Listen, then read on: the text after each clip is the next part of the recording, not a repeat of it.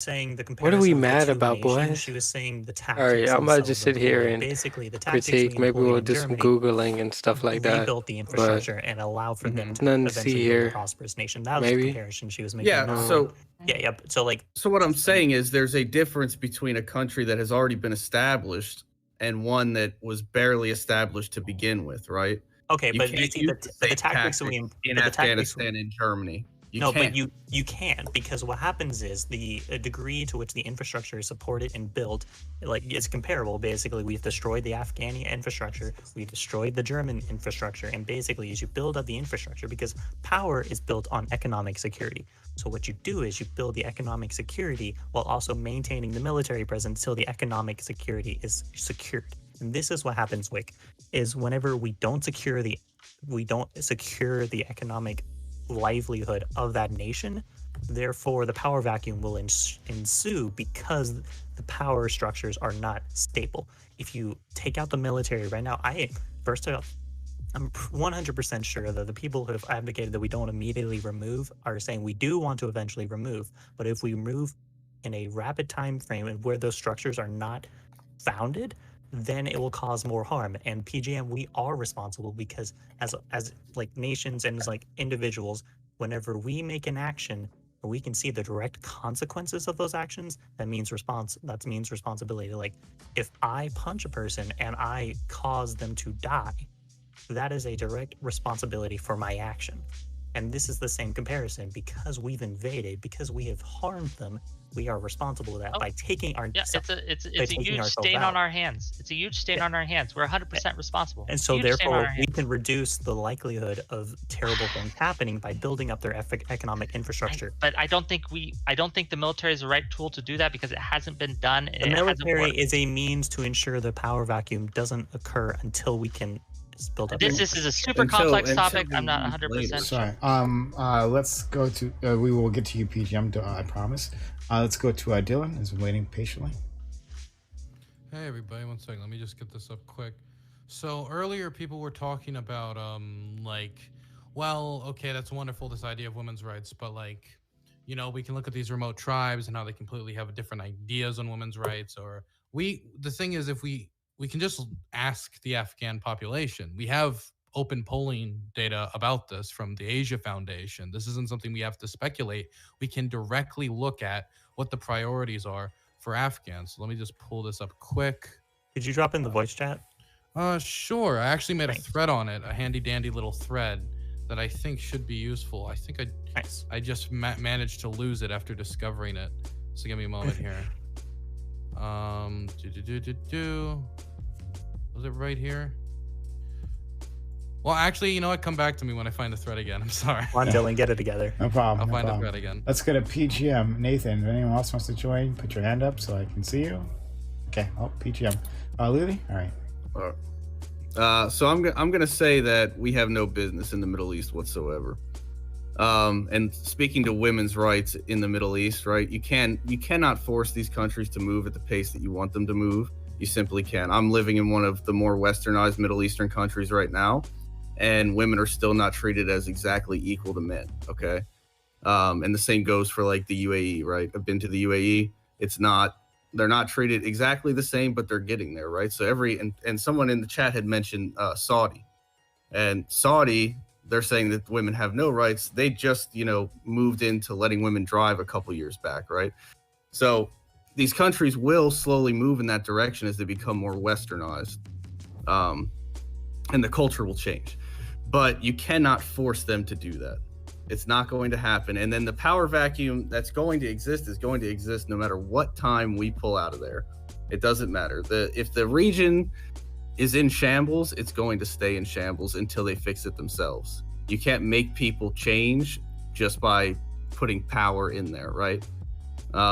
So I think the best bet would be to pull out now, assess the situation from a distance, right? Because and this is more of a nationalistic view, I don't think we should be losing men and women that didn't choose to be there over the problems that have nothing to do with us. And that's basically what the Middle East is at this point. Things that have nothing to do with us, we should pull out immediately. We should have been pulled out years ago.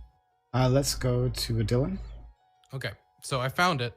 So I understand the idea of we can't force these people to change. Thankfully, we don't have to, because they seem to prioritize women's rights currently in Afghanistan when you look at the polling data.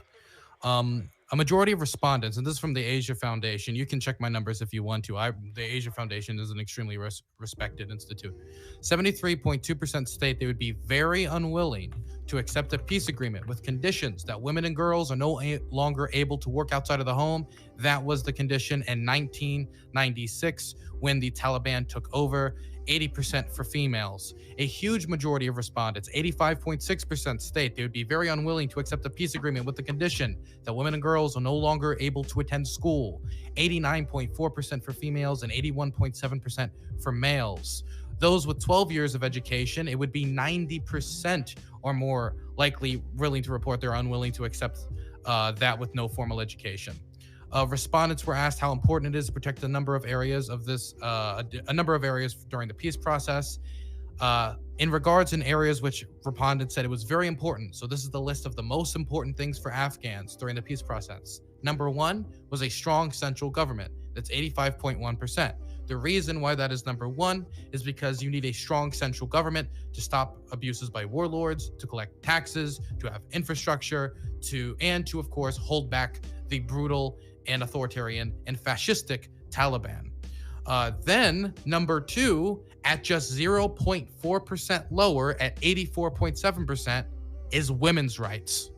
When you look at the top priorities for Afghans during the peace negotiations, number one is a strong central government, which is necessary to defeat the Taliban, and number two is women's rights. So if we, for a moment in time, want to downplay how important women's rights is to not only us from a humanitarian perspective, when we look at it as dumb white Westerners, it is important to Afghans from their perspective. So we don't need to talk on behalf of the Afghans. We just need to let the Afghans speak for themselves. They want women's rights to be prioritized. A vast majority of the population would be physically unwilling to accept a peace process if it meant throwing women's rights under the bus. And any peace process which puts the Taliban at the helm, which banned women from being outside of the home without a male counterpart, which banned women from going to schools, which banned women from all of these things,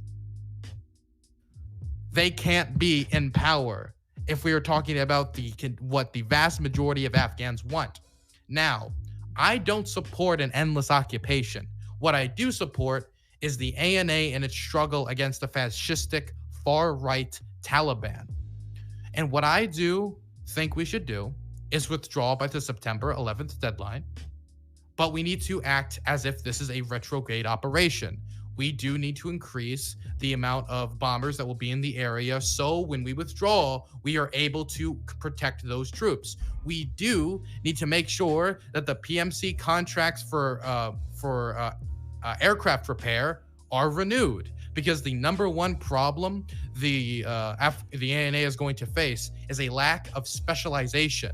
And that's especially going to be true for its Air Force, which is going to be its main tool if it's going to beat the Taliban or hold the Taliban at bay or have any leverage in negotiations in a political process with the Taliban going forward. And they don't currently have enough staff to repair them. So they're requesting, which makes sense, for them to have people, part of private military companies, there to repair those. Even though the vast majority of the 18,000 current private military contractors in the country are going to be leaving.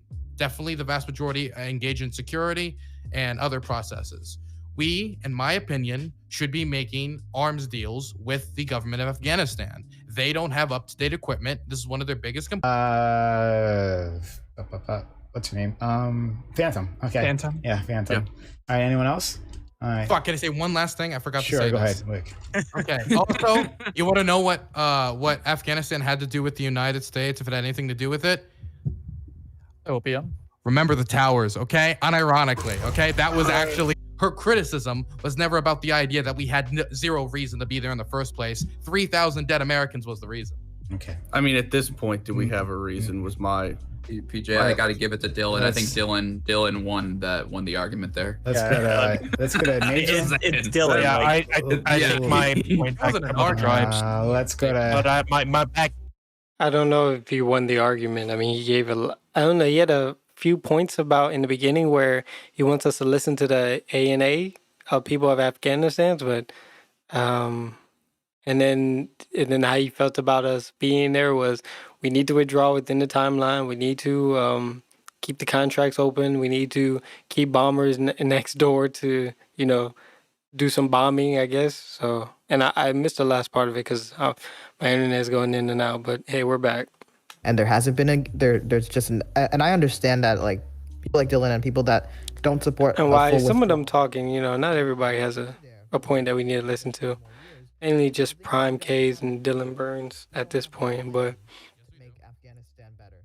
Well, we've been there for 20 years. I don't know why my thing is like glitching like that. So much stuff going on, I guess. Okay. Look at, oh, I already had it pulled up. I wonder if y'all see that.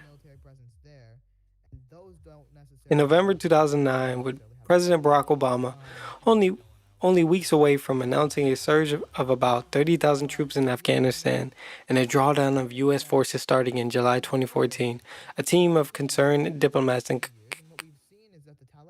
Kabul called Washington with a classified warning. I was one of those concerned diplomats. As a counselor for political affairs at the U.S. Embassy in Afghanistan, both the surge and the deadline announcements worry us. We told the president and his top advisors that our local partners weren't yet strong or reliable enough for a surge to work, and that announcing a clear withdrawal date would be a major incentive to the Taliban not to cooperate or back down.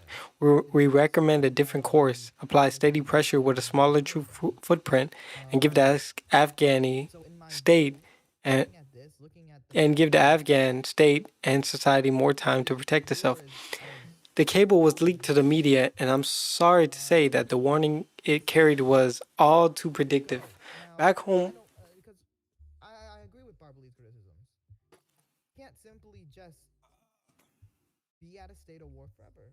World War II, we were dealing with the most radical and insane leaders, fanatical.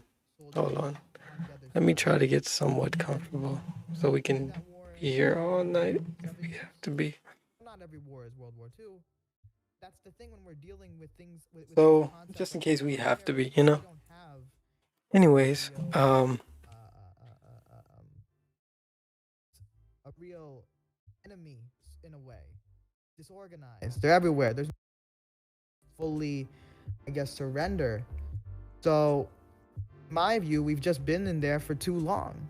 And I don't want to be there. I returned to Kabul in 2017 as Deputy Chief of Missions. Things had changed, in part because American policy had shifted. U.S. forces were no longer in a combat leadership role and had begun handling responsibilities to the Afghan National Defense and Security Forces. The Obama administration plan pulled out had indeed emboldened the Taliban, as had the withdrawal rhetoric of Donald Trump on the campaign trail. However, the Trump administration review results in the more nuanced and I know these aren't the most August 2017 South Asian strategy, which called for a negotiated settlement to the conflict, but an endgame based on meeting certain conditions rather than a date. Then hopefully, so we're just talking about kind of how like Obama was going to, therefore westernization of the country. Now, I'm not saying everything is for sure. I'm not saying I know 100% what's going to happen. But I don't believe anybody in the debate in general between of this issue really knows what's going to happen. Most definitely, even the biggest experts in military high command don't know, didn't expect what would happen. They probably expected the war to be done in 5 years. But what I am saying is that what we've been doing is not working. I mean, we've had Trump as president and he increased bombings and that didn't work. They still made gains. I'm sorry, I'll go faster. Military, not the solution. We need economic development. Okay. It's time to pull out. Well, thank you. Yeah. All right, Ludi, Phantom, Liquidity. Capital of Afghanistan. Yeah, so I just actually had a question for you, Dylan. So as it stands right now, like 80% of all opium in the world comes from Afghanistan. 95% of all opium that is shipped to Western Europe comes from Afghanistan. I mean, to me, I look at it, and ever since that the United States and the West has been involved in Afghanistan, we have seen a sharp increase in heroin consumption in the United States and in the West. So I'm just curious, as from your opinion, what impact does this have in the West's continued occupation of Afghanistan?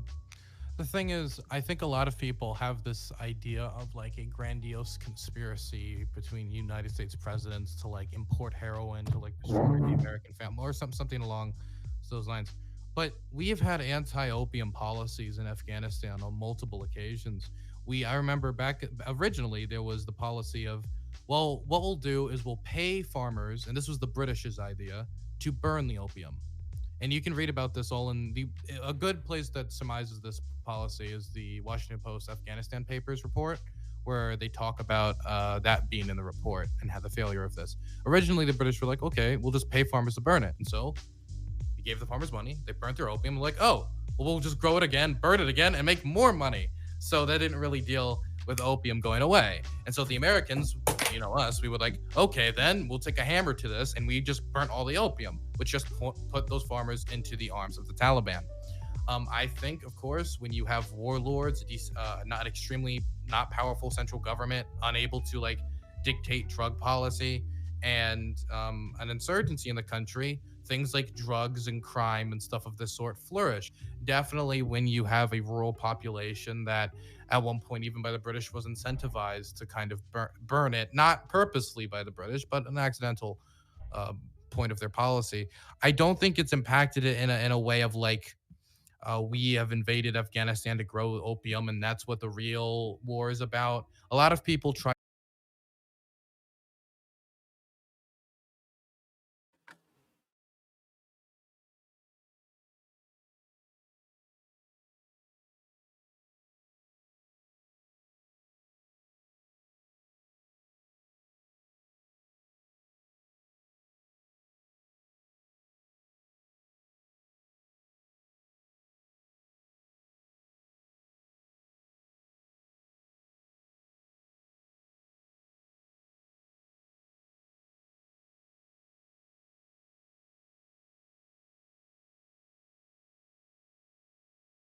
But the thing we're doing it for.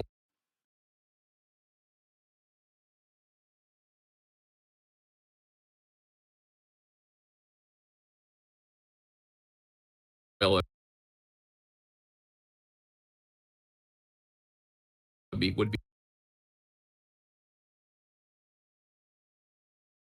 stupid. I mean, it's not just for oil. That's all I have to say. Wick. I mean, what you well, said. People like to attack the sources because, like, they say this is only a small represented population. I get that, but what I'm wondering is why anyone would be against women's rights. I just don't see that as an issue. But okay, maybe it was said and I missed it or something. I'm not sure. But I do think, to Phantom's point, and a few other people have kind of